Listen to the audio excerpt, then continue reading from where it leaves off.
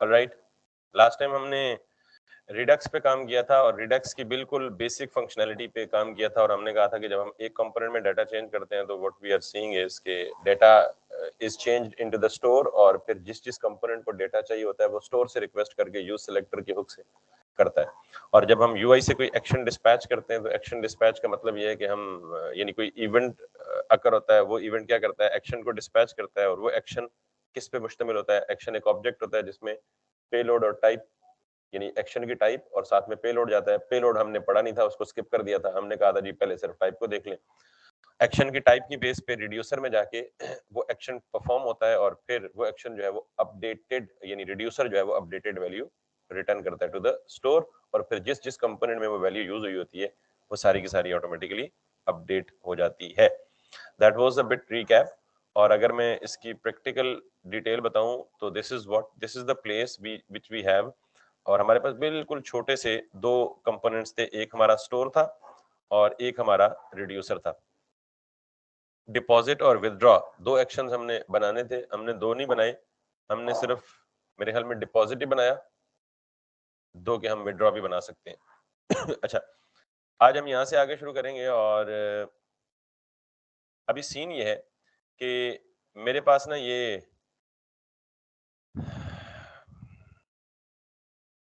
Hard coded value है 10, यानी जब भी मैं डिपॉजिट के बटन पे क्लिक करता हूँ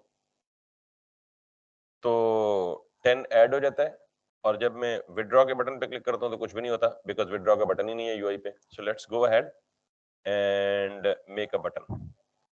सो कंपोनेंट्स में जाएं, कार्ड्स में जाएं, किसी भी हो सकता है, कंडीशनल लगा के, कंडीशंस लगा के, और डिफरेंट भी हो सकता है। ठीक, लेट्स सी, इसको हम कह लें जी डेंजर, और इसे हम कह देते हैं जी डिपॉजिट, और इसे हम कह देते हैं जी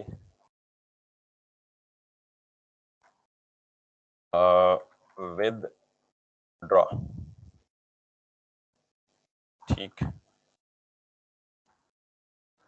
और यहाँ पे हम कह देते हैं जी हैंडल कार्ड के बजाय इसे हम कह देते हैं हैंडल डिपॉजिट, और इसको हम कह देते हैं हैंडल विदड्रॉ। इसको हम कह देते हैं हैंडल डिपॉजिट, और इसको हम कॉपी कर देते हैं हैंडल विदड्रॉ। यहाँ से हम एक्शन का टाइप भेजते हैं क्या, विद DRAW विदड्रॉ। जो आप कह रहे हैं ना कि एक ही बटन पे टॉगल करें, एक दफा क्लिक करें तो वो विदड्रॉ करे और दूसरी दफा क्लिक करें तो वो डिपॉजिट करे, फिर हमें कोई ना कोई लॉजिक सोचनी पड़ेगी इस बॉडी के अंदर आके कि हम इफ एल्स पे देखें कि यूजर ने जो बटन पे क्लिक किया है उस बटन की टाइप क्या है, विदड्रॉ है या, और मुझे अगर ये करने दें तो मैं इसके फौरन बाद वो भी इम्प्लीमेंट करके दिखा देता हूँ। उसमें फिर हमें ये करना पड़ेगा कि हमें एक ही फंक्शन के अंदर दो डिफरेंट चीजें भेजने को पहले डिटेक्ट करना पड़ेगा कि ये जो बटन क्लिक हुआ है ये किस इंटेंशन के साथ क्लिक हुआ है, विदड्रॉ की इंटेंशन के साथ क्लिक हुआ है या डिपॉजिट की। तो अगर रियल टाइम यूआई में देखें तो ऐसा मेरे ख्याल में शायद ही होता है कि एक ही बटन पे क्लिक करके विदड्रॉ होता है और एक ही बटन पे क्लिक करके डिपॉजिट होता है। There must be two different buttons. मैं ये नहीं कह रहा कि परफॉर्म नहीं कर सकते, but we have to think upon that particular customised logic. तो वो क्या करना पड़ेगा, मिसाल के तौर पे हम उसे हैंडल एक्शन एक जेनेरिक नेम देके फिर यहाँ एक पैरामीटर पास करें और फिर यहाँ आके उसको चेक करेंगे if past action is like withdraw या डिपॉजिट, और फिर उसकी बेस पे हम इफ एल्स लगा के अंदर कंडीशन करें, वो भी कर सकते हैं, but for now let's do this. तो लें जी, अब एक पे क्लिक करूंगा तो एक्शन विदड्रॉ होगा, और विदड्रॉ की लॉजिक पहले से लिखी पड़ी है, मुझे उसको दोबारा कुछ करने की जरूरत नहीं है। कैसे, अगर आप यहाँ पे आए वापस रिडक्स के अंदर और यहाँ पे आए तो ये विदड्रॉ लिखा हुआ है, मेक श्योर कि स्पेलिंग सेम करें। अब इसके फ्लो में जस्ट टू रीकैप, जब हैंडल विदड्रॉ पे क्लिक करेंगे तो हैंडल विदड्रॉ का फंक्शन कॉल होगा, ये विदड्रॉ का फंक्शन कॉल होगा तो एक एक्शन डिस्पैच करेगा, एक्शन डिस्पैच करेगा तो इसमें इसकी टाइप क्या करेगा, विदड्रॉ करेगा।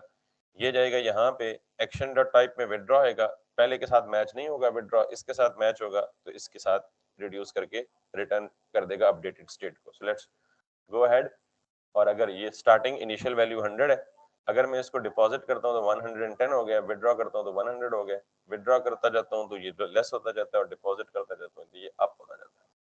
Same is with this case, ठीक है। अब आपके जहन में एक सवाल ये भी आएगा कि यार ये हर एक कार्ड के बटन के एक्शन में सेम काम क्यों हो रहा है, हर एक कार्ड का अपना एक्शन होना चाहिए, but that is something which obviously will talk about later. अभी हम सिर्फ रिडक्स का फ्लो पढ़ रहे हैं।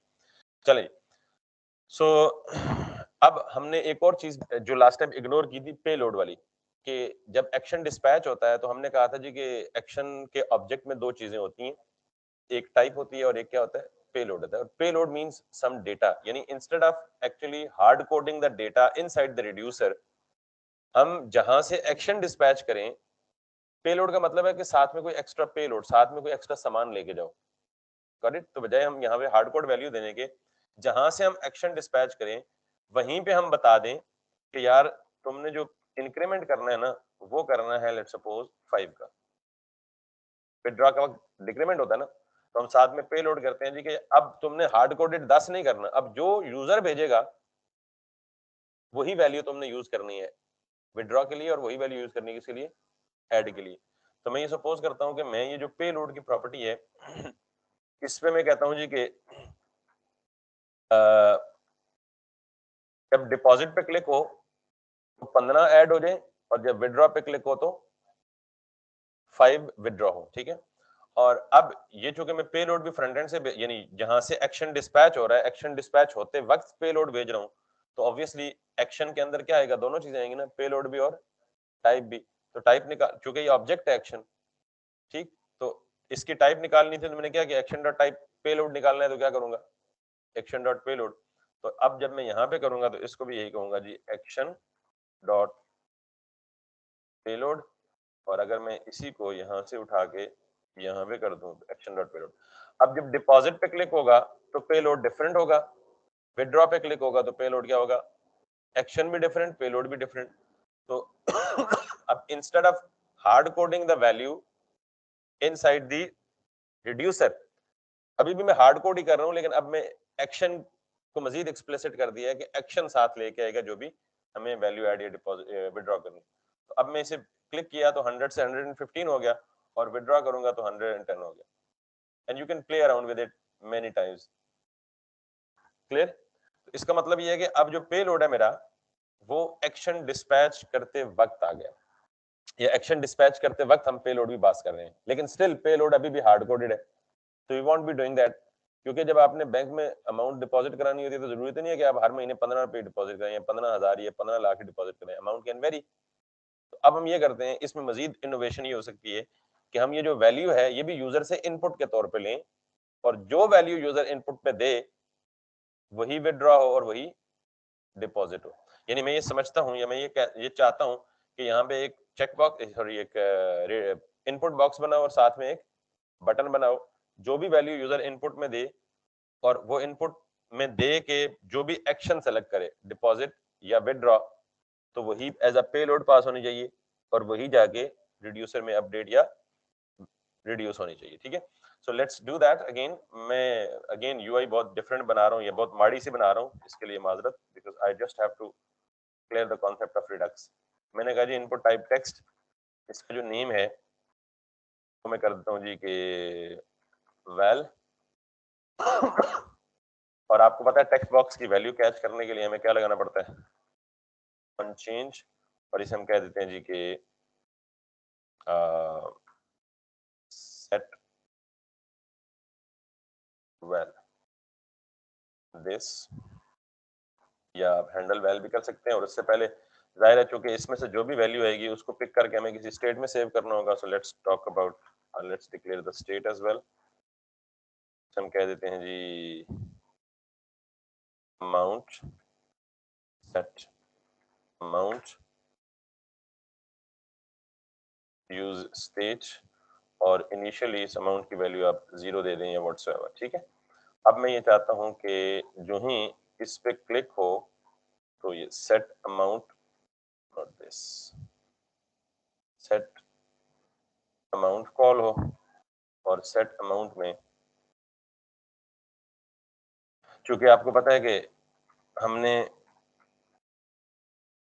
जब भी on change, on click, on double click, on submit होता है तो हमें एक इवेंट हैंडलर रिसीव होता है। हम इस इवेंट हैंडलर की प्रॉपर्टी को गेट कर सकते हैं ई डॉट टारगेट डॉट, ये तो फॉर्म हैंडलिंग में पढ़ा है ना आपने डिटेल के साथ। तो ये लोकल स्टेट सेट कर देगा। मेरे ख्याल में ये कंप्लेन है because of the use state, तो यूज स्टेट को हमने इंपोर्ट करना है। सो यहाँ से यूज स्टेट को भी इंपोर्ट कर लें, दैट्स गॉन। तो अब बेसिकली जो ही यूजर जो भी टाइप करेगा इनपुट वैल में, इसको भी आप अमाउंट कह लें,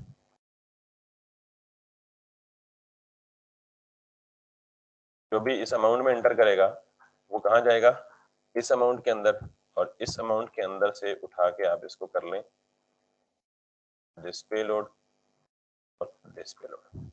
अब हमारा पेलोड भी क्या हो गया, डायनामिक हो गया, नथिंग इज स्टैटिक। ठीक है, सो लेट्स सी नाउ।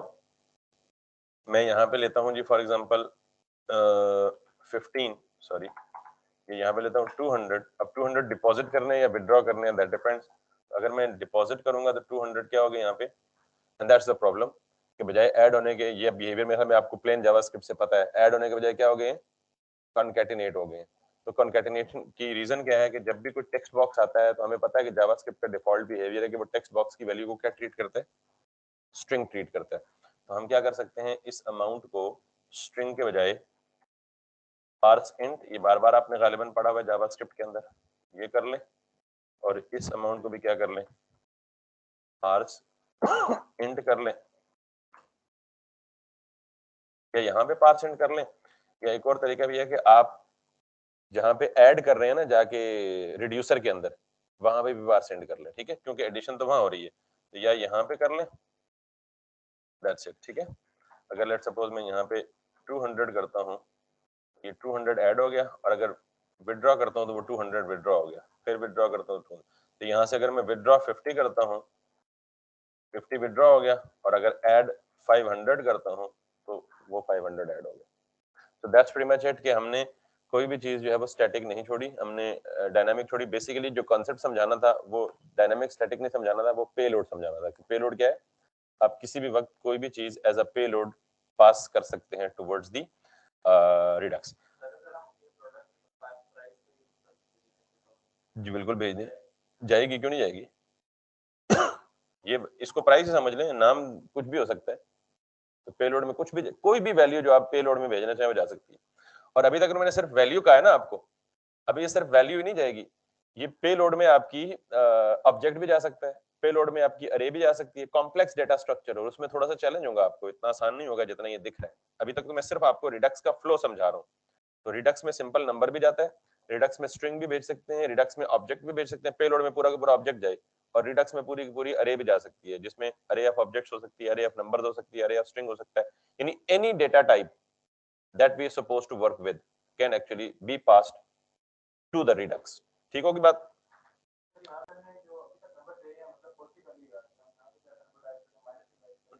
तो आप भेज दें।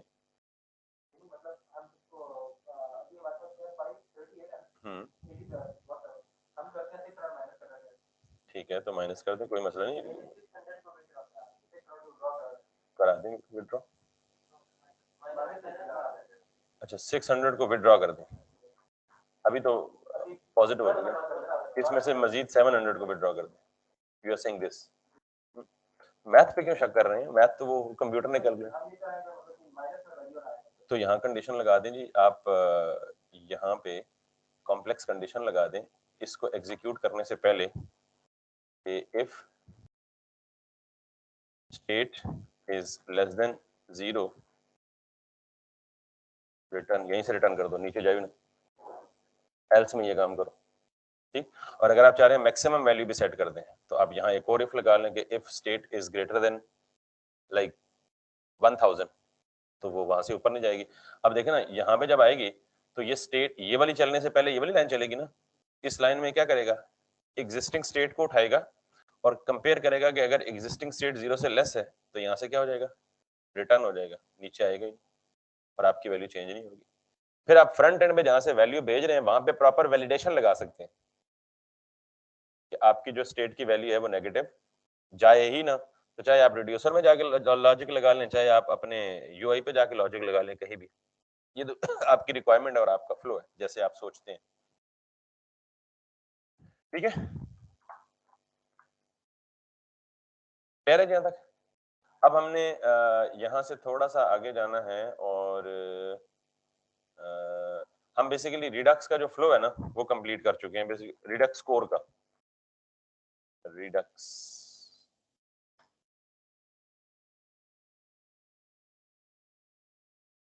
और इसमें अगर आप जाएं तो I have made this diagram clear कि यूआई से एक एक्शन डिस्पैच होगा, उस एक्शन में पेल ऑर्डर टाइप होंगे, वो दोनों जाएंगे रिड्यूसर में, रिड्यूसर एग्जिस्टिंग वैल्यू को पिक करेगा based on the action which is send by the user, वो एग्जिस्टिंग वैल्यू को अपडेट करके नई वैल्यू रिटर्न करके यूआई को साथ ही अपडेट कर देगा। That's the complete flow. ठीक है, अब हमने एक काम करना है और एक बड़ी बारीक बात समझनी है आपने। Redux by nature is synchronous. I repeat, by nature Redux is synchronous, और सिंक्रोनस मतलब आपको पता ही है अभी तक जावास्क्रिप्ट में। तो इसका मतलब यह है कि अगर कोई भी एसिंक्रोनस फंक्शनैलिटी परफॉर्म करनी हो तो रिडक्स उसको हैंडल नहीं कर सकता। What does it mean is कि एसिंक्रोनस फंक्शनैलिटी कौन सी होती है? जब हम कोई भी कॉल अपनी एप्लीकेशन से बाहर भेजते हैं, और इसमें सबसे फेमस केस क्या है? एपीआई कॉल, जिसको हमने साइड इफेक्ट कहा था।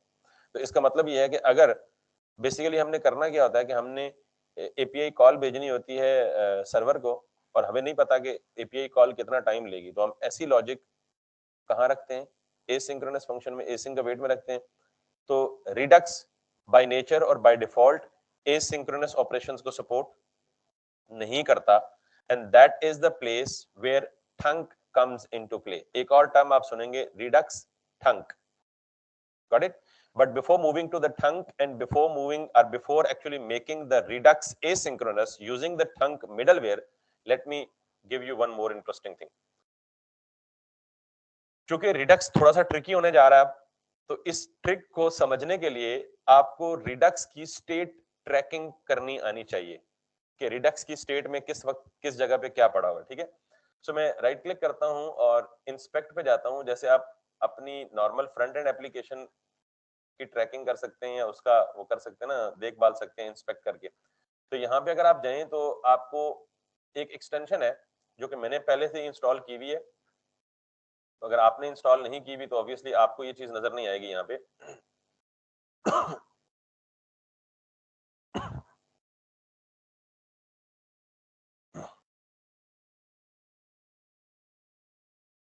ब्राउजर की एक एक्सटेंशन है जिसे हम कहते हैं रिडक्स। ठीक है, मैं अगर लेट सपोज यहाँ पे लिखूं रिडक्स डेव टूल एक्सटेंशन, आपके सिस्टम पे नहीं होगी क्योंकि मैं पहले से रिएक्ट पे काम कर रहा हूँ और पहले से रिडक्स पर पढ़ा रहा हूँ, तो मैंने रिडक्स इंस्टॉल की है। तो फर्स्ट टाइम आप क्या करेंगे, आप जाएंगे और लिखेंगे रिडक्स डेव टूल। ये बेसिकली डेवलपर टूल है। जिस तरह आप HTML का कोड इंस्पेक्ट करते हो, बाकी सारी बहुत सारे जावास्क्रिप्ट का कोड कंसोल में इंस्पेक्ट करते हो, वैसे ही रिडक्स की स्टेट को ट्रैक करने के लिए। अच्छा, अभी ये पढ़ाने का मकसद ये भी है कि अभी हम सिर्फ एक स्टेट के साथ काम कर रहे हैं, और एक स्टेट कौन सी है? काउंटर की स्टेट, या इनफैक्ट ये डिपॉजिट और विड्रॉ की स्टेट। एक कॉम्प्लेक्स एप्लीकेशन में एक नहीं, दो नहीं, चार नहीं, छह नहीं, डजन ऑफ स्टेट्स हो सकती हैं, 8-10 स्टेट्स हो सकती हैं। तो पहली बात तो ये है कि आप कहेंगे जी कि हमने तो सिर्फ एक ही स्टेट को स्टोर में पास करना पड़ा है। तो अगर हमारे पास 4 स्टेट्स होती, यानी स्टेट का मतलब स्टेट को कौन हैंडल कर रहा है? रिड्यूसर हैंडल कर रहा है। तो अभी तक हमने स्टोर में कितने रिड्यूसर पास किए? एक ही रिड्यूसर पास किए। जब हमें 4 से 5 स्टेट्स ट्रैक करनी होंगी, तो क्या स्टोर में ऐसी ऑप्शन है कि हम मल्टीपल स्टेट्स में दे सकें? ऐसी ऑप्शन स्टोर में नहीं है। स्टोर हमेशा क्या लेगा? एक रिड्यूसर लेगा। स्टोर हमेशा एक ही रिड्यूसर लेगा। तो अगर हमारे पास एक से ज्यादा स्टेट्स हैं, अभी हमारे पास कौन सा, यानी एक से ज्यादा रिड्यूसर है, अभी कौन सा रिड्यूसर है? Counter reducer. इसके बाद हो सकता है हमारे पास कार्ड का रिड्यूसर आ जाए, इसके बाद हो सकता है हमारे पास ऑर्डर्स का रिड्यूसर आ जाए, इसके बाद हो सकता है हमारे पास यूजर का रिड्यूसर आ जाए। बहुत सारे रिड्यूसर्स होते हैं।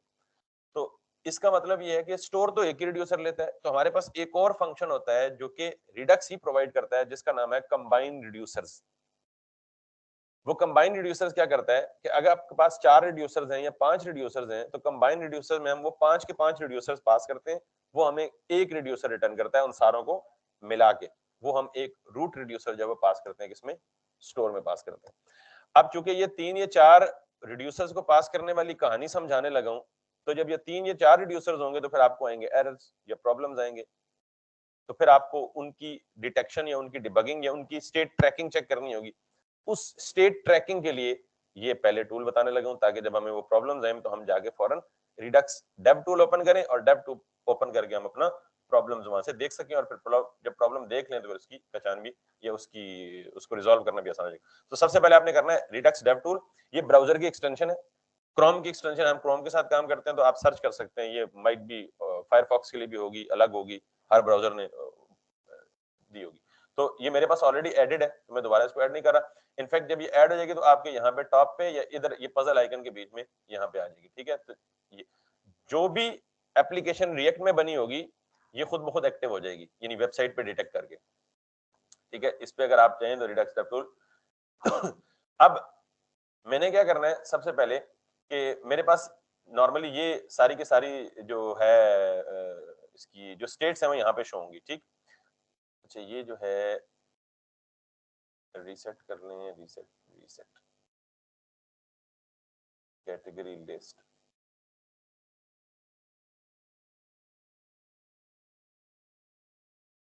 तो स्टेप 1 में आपने ये इंस्टॉल कर लिया। जब डेव टूल एक्सटेंशन इंस्टॉल कर लेंगे तो जिस तरह आप राइट क्लिक करके इंस्पेक्ट करते हैं ना, ये काम भी आ सकता है आपका कॉन्टेक्स्ट मेन्यू में भी, और आप सिंपली इंस्पेक्ट करके भी इस रिडक्स की टूल किट को यहीं से, जैसे एलिमेंट है, कंसोल है, सोर्स है, यहीं पे आप एंड में जाके रिडक्स को ओपन कर सकते हैं, ठीक। जब आप ये ओपन करेंगे तो ओपन करने के बाद अब ये जो डेव टूल एक्सटेंशन है ये एक अलग टूल है, हमारी जो रिएक्ट की एप्लीकेशन है वो क्या है, एक अलग टूल है। अब हमारी एप्लीकेशन और रिडक्स आपस में कनेक्टेड है, लेकिन रिडक्स जो हमारी एप्लीकेशन में यूज हुआ है वो और ये जो रिडक्स डेव टूल है इनका आपस में कोई ताल्लुक या कोई कनेक्शन नहीं है। तो हम कनेक्ट करते हैं इस डेव टूल को, कनेक्ट करते हैं किसके साथ, अपनी इस एप्लीकेशन के साथ। इसका क्या तरीका है, इसके 2-3 प्रॉपर तरीके हैं। पहले हम जरा शॉर्टकट तरीका देके इसकी वर्किंग देखते हैं।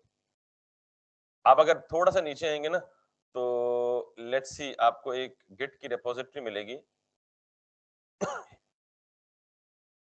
और इस गिट रिपोजिटरी में आपको एक कोड चंक मिलेगा जिसको यूज करके आप अपने रिडक्स के स्टोर को लिंक कर सकते हैं टू बी स्ट्रेट। ऑलराइट,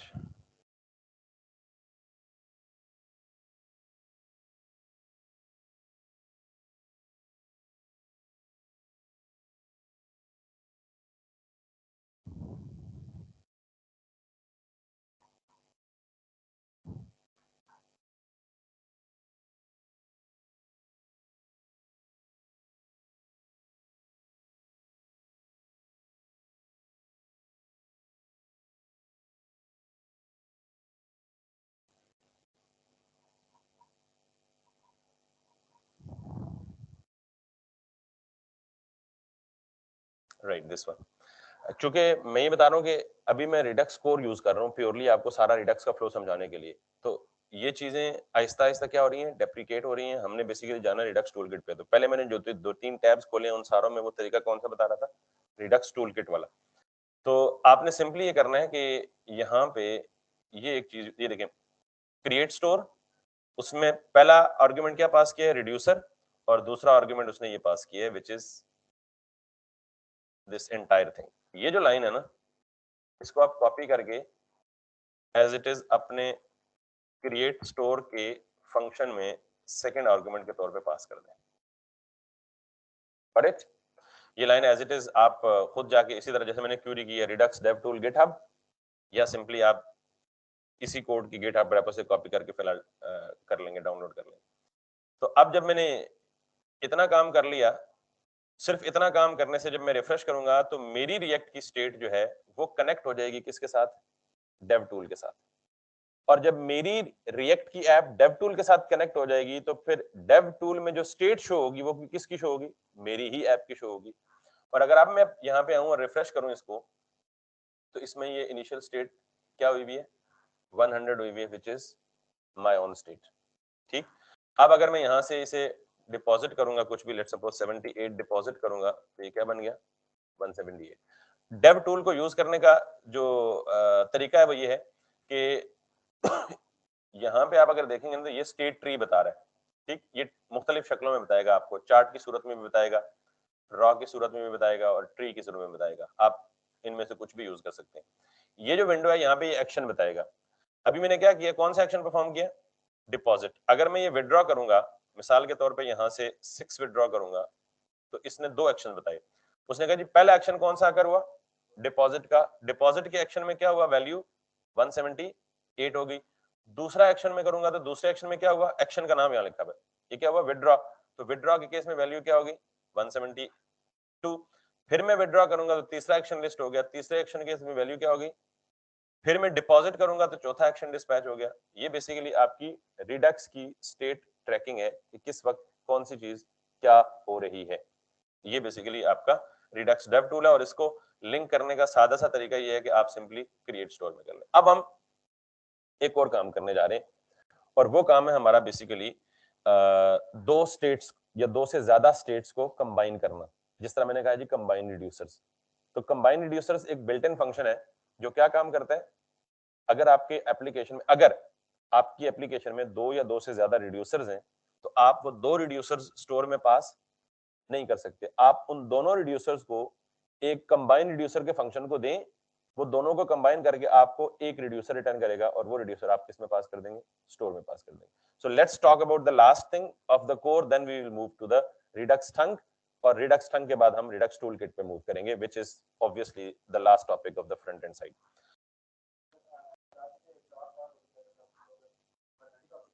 ये क्लोज करेंगे, 2 मिनट लगेंगे, सिर्फ आपको एक फंक्शन ही समझाना है कंबाइन रिड्यूसर का।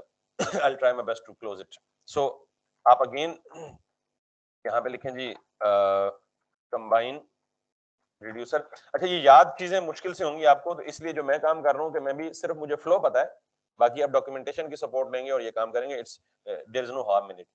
तो कंबाइन रिड्यूसर्स क्या करता है, बेसिकली ये रिड्यूसर्स लेता है प्लूरल में और ये रिटर्न क्या करता है, आपको एक रिड्यूसर रिटर्न करता है। इसका जो सिंटेक्स है that is going to be like this, combine reducer, और उसमें एक ऑब्जेक्ट पास करें और इस ऑब्जेक्ट में आप की वैल्यू के पेयर में जितने भी रिड्यूसर्स हैं वो पास करें। तो मैं यहाँ पे क्या करता हूँ, सिंपली इस लाइन को कॉपी कर लेता हूँ और अपने स्टोर से पहले ये कर देता हूँ, और ये जो ऑब्जेक्ट है इसमें मैं अपने रिड्यूसर्स पास करूंगा। मिसाल के तौर पे मैं यहाँ पास करूंगा जी काउंटर, और काउंटर के बाद मैं इसे क्या दे दूंगा, काउंटर रिड्यूसर एक, और यहाँ पे कोई भी एबीसी दूसरा रिड्यूसर हो तो कामा के साथ दूसरा ऑब्जेक्ट बनता है। ये मुझे क्या रिटर्न करेगा, एक रूट रिड्यूसर। आप इसको कोई कॉन्स्ट में सेव कर लें, और ये root reducer instead of passing it right over here, अब आप इसको क्या पास करेंगे, रूट रिड्यूसर पास करेंगे। वो कंप्लेन कर रहा है ये कंबाइन रिड्यूसर इंपोर्ट नहीं हुआ हुआ, आप इस कंबाइन रिड्यूसर को भी यहाँ पे इंपोर्ट कर लें। That's complain is gone. अब हमारे पास दूसरा रिड्यूसर है ही नहीं तो हम पास कैसे करें, so let's make the one. अब यहाँ पे आए, जैसे मैंने रिड्यूसर को इसीलिए अलग फाइल में बनाया था, अदरवाइज आप स्टोर वाली फाइल में रिड्यूसर का फंक्शन भी बना सकते हैं। तो मैं यहाँ पे रिडक्स में एक और बनाता हूँ और मैं कहता हूँ जी कि to do reducer dot JS. To do reducer का मतलब हम सपोज इसमें टू डू ऐप बनाएंगे जिसमें add to do, delete to do, update to do वगैरह वगैरह कुछ भी कर सकते हैं। तो मैं इसका सिंटैक्स चूंकि सेम होता है तो मैं यहाँ पे ले जाके इसको ये करता हूँ, काउंटर रिड्यूसर की जगह इसको क्या करता हूँ जी, टू डू रिड्यूसर, और टू डू रिड्यूसर में यहाँ पे क्या करूंगा जी, ऐड टू डू कर सकता हूँ और फिर डिलीट टू डू कर सकता हूँ, बाकी काम सेम है। अच्छा, ऐड टू डू चूंकि obviously list of to do array of object हो सकती है, तो अब आपको जरा कॉम्प्लेक्स स्टेट से भी खेलना आ जाएगा। मैं यहाँ पे करता हूँ जी कि कॉन्स्ट इनिशियल स्टेट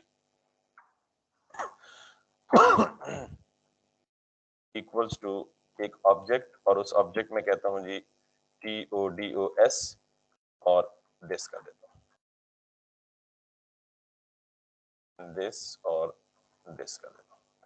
बेसिकली ये सीन क्या है,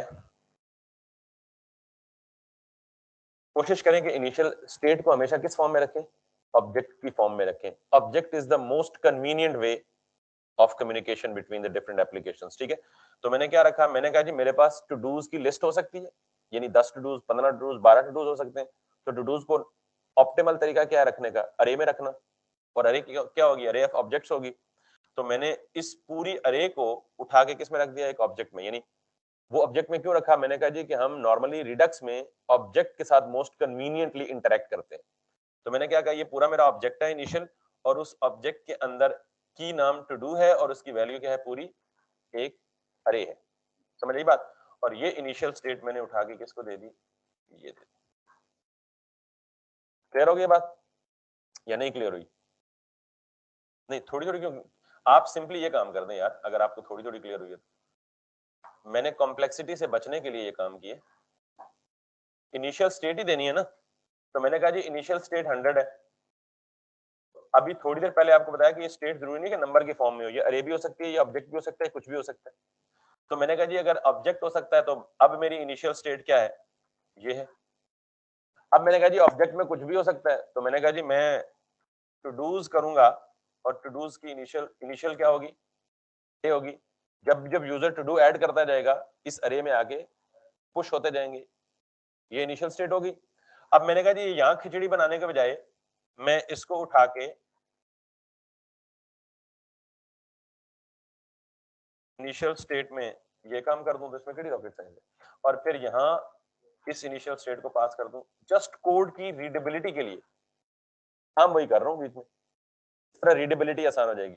अब जब ऐड टू डू का एक्शन होगा तो वो क्या करेगा, इस स्टेट में एक नया टू डू ऐड कर देगा।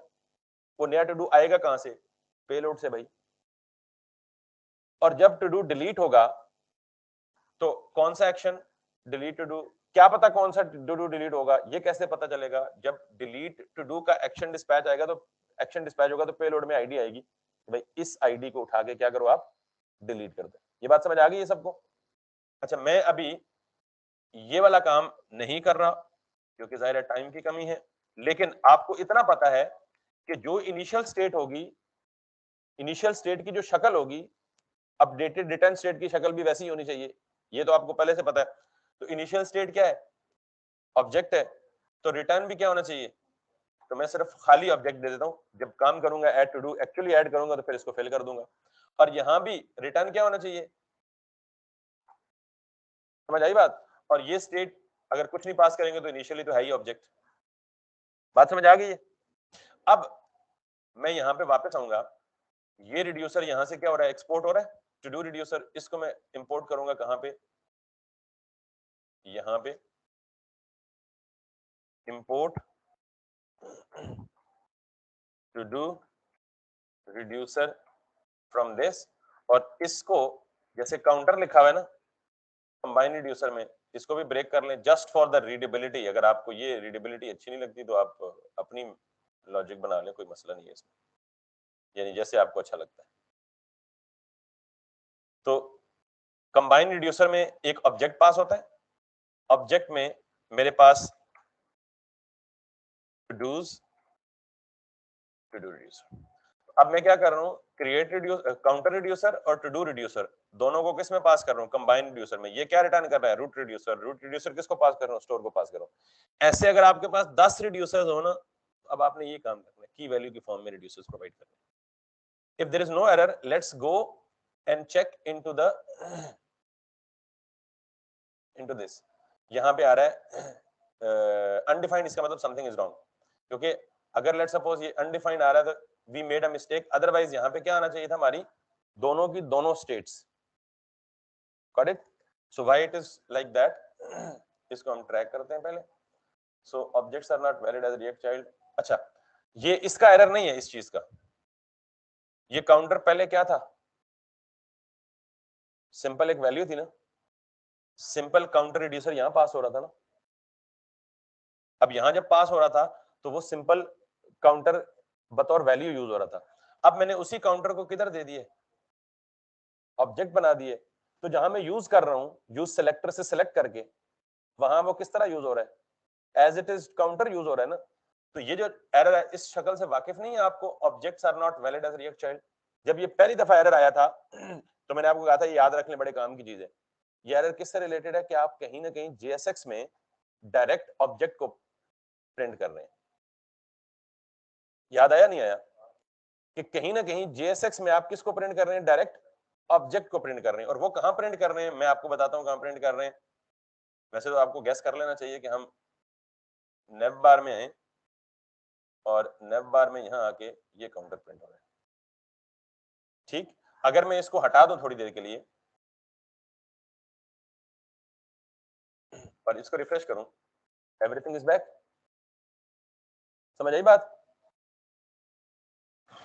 अब अगर मैं रिडक्स में जाऊं और वापस आऊं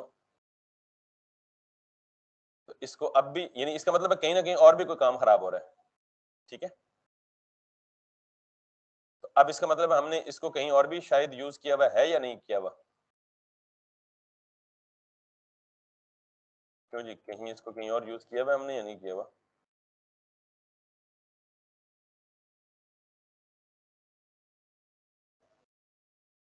और कहीं नहीं किया हुआ ना? ओके,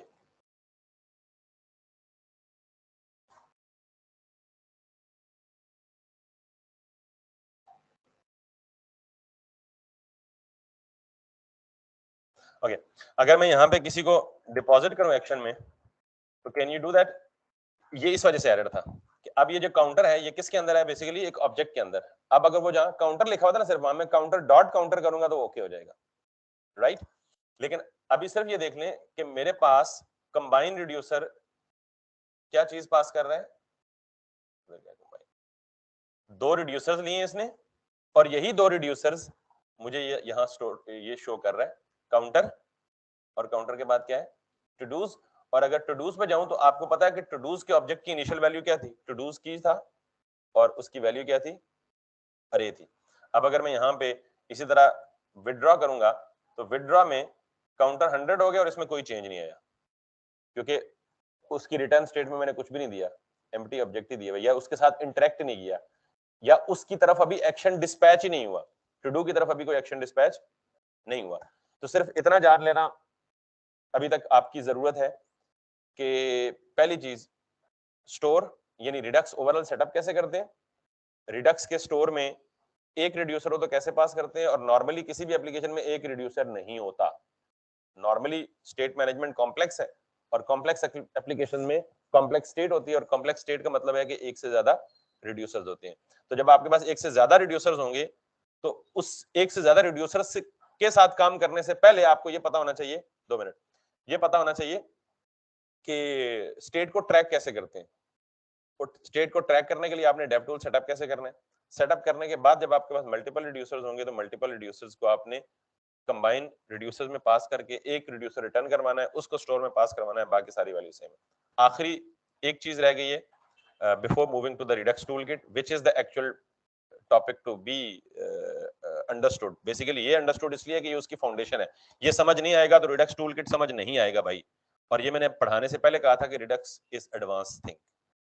तो वन मोर थिंग, रिडक्स थंक, कल मैं दोबारा एपीआई की तरफ जाऊंगा और एपीआई में asynchronous logic through Redux perform करके दिखाऊंगा कि आप रिडक्स के स्टोर को एपीआई के डाटा से कैसे पॉपुलेट कर सकते हैं, और फिर हम मूव करेंगे to the Redux toolkit. That's pretty much it.